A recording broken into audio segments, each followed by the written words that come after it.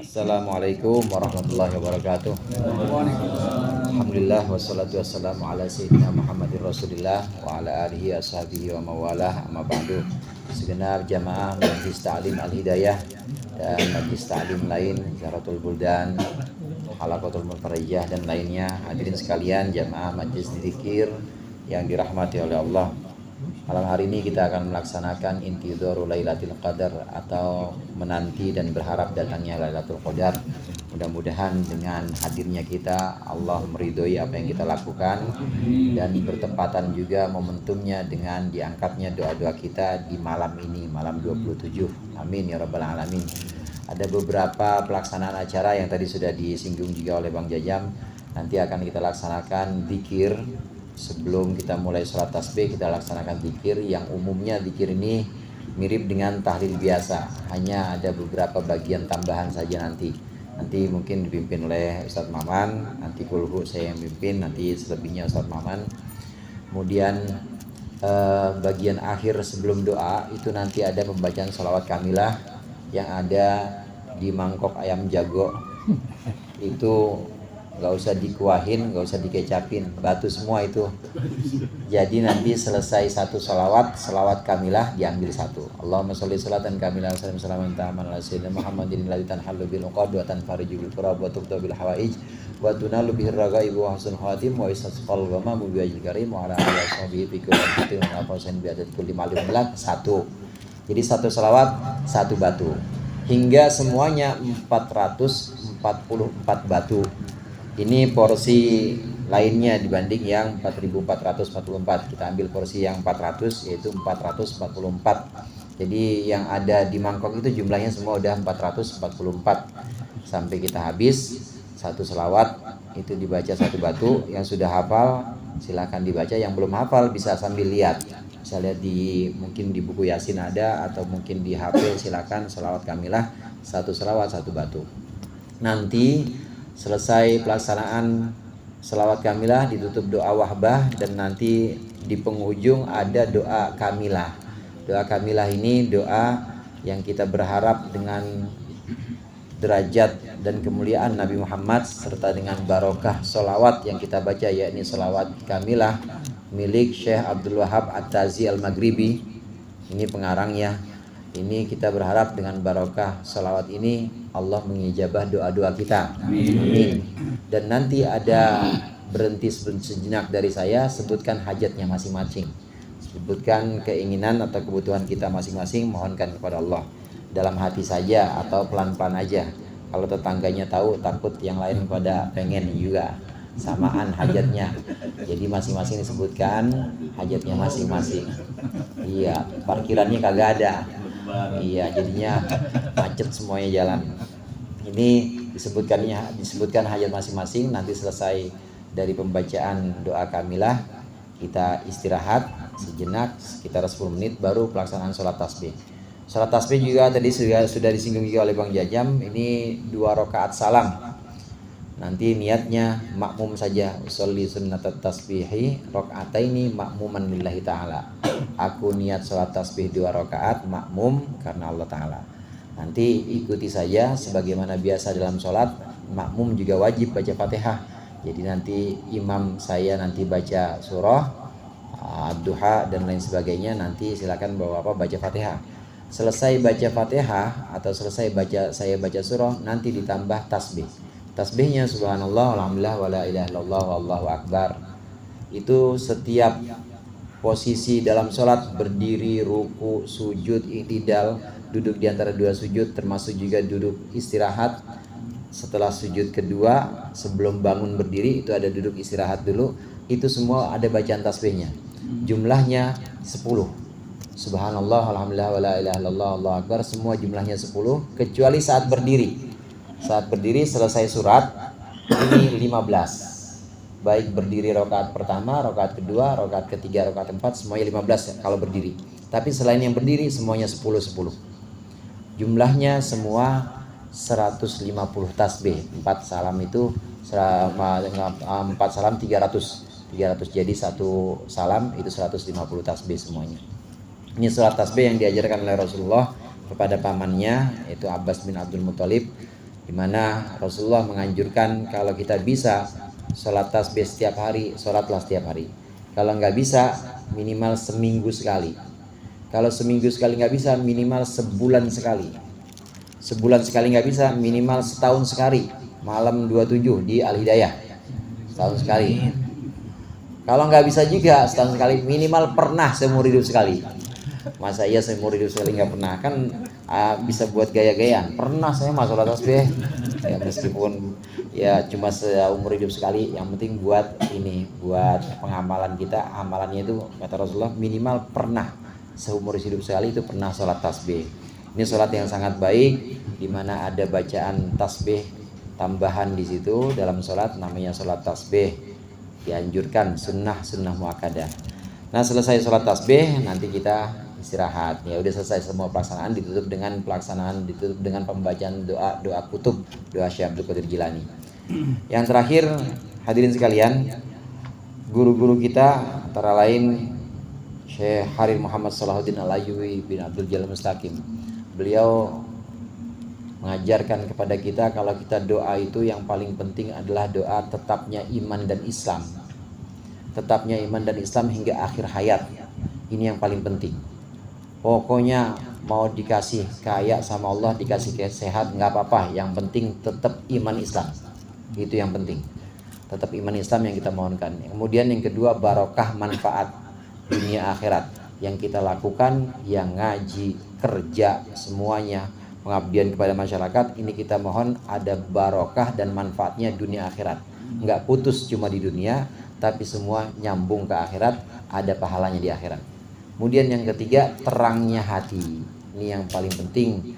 Tiga ini, terangnya hati, ini supaya hati kita terang. Nah kaitannya hadirin dengan terangnya hati.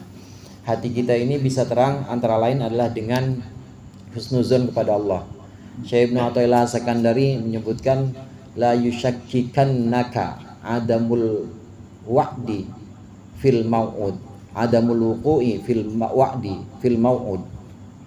La yushakkikanna adamul wuqu'i fil mau'ud wa in ta'ayyana zamanu li alla yakuna dzalika ikhmadan li nuri basiratika.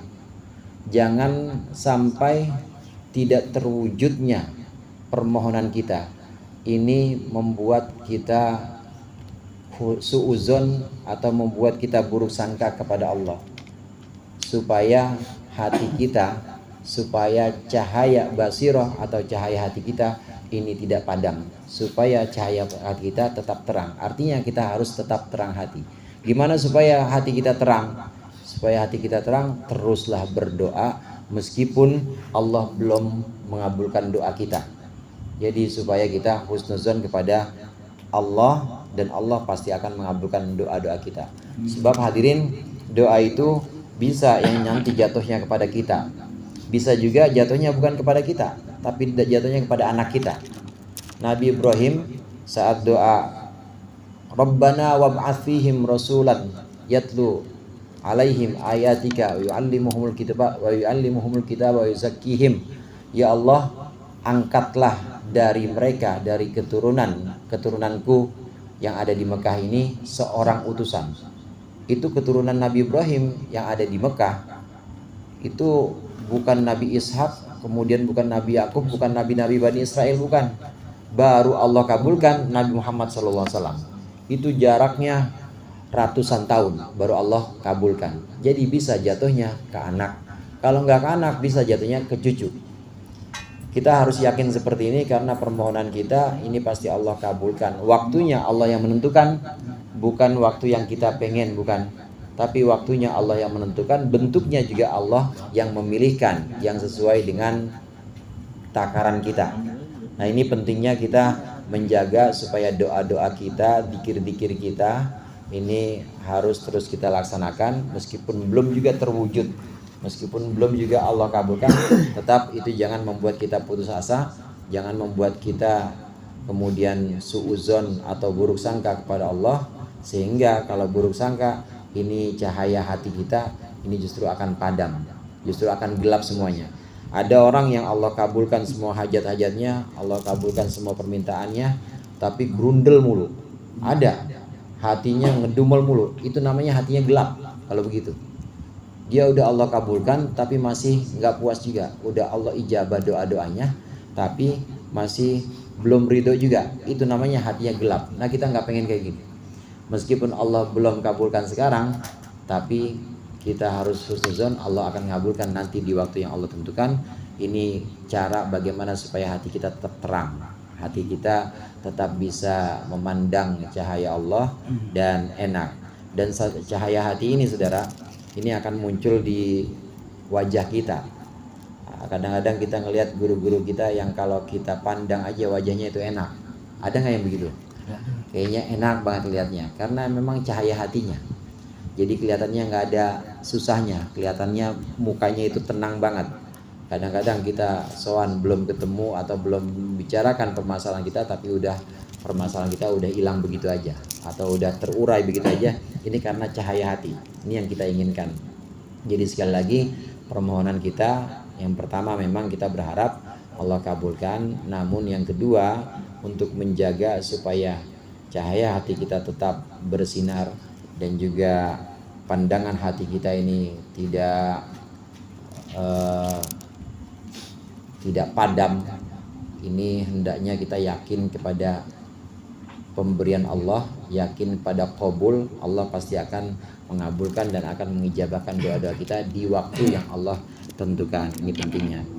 Terakhir ada satu kisah Rasulullah SAW disebutkan dalam surat Al-Fatihah itu, laqad sadaqallahu ar-ru'ya, laqad sadaqallahu rasulahu ar-ru'ya bil haqq, la tadkhulannal masjidal harama aminina muhalliqina ru'usakum wa muqassirina la yakhafun.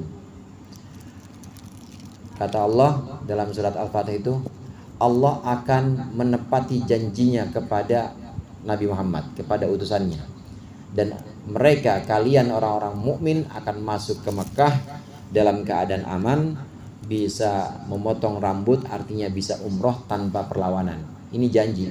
Ini kisah tentang perjanjian Hudaybiyah, di mana sekian ribu pasukan atau sekian ribu jamaah, bukan pasukan tapi jamaah pengen umroh.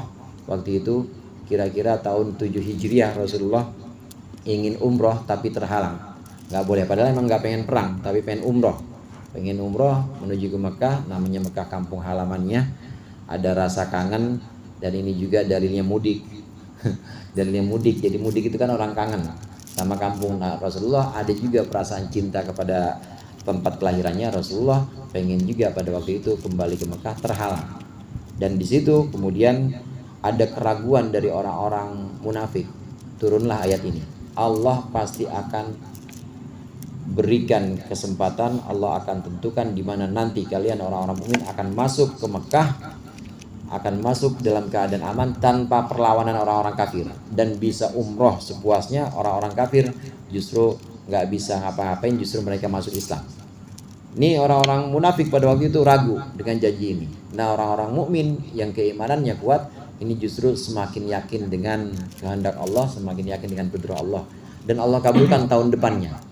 Tahun depannya Allah kabulkan betul. Ternyata tahun depannya orang-orang mukmin bersama Rasulullah ini bisa masuk kota Mekah tanpa perlawanan. Ini yang disebut dengan Fathu Makkah atau ditaklukkannya kota Mekah.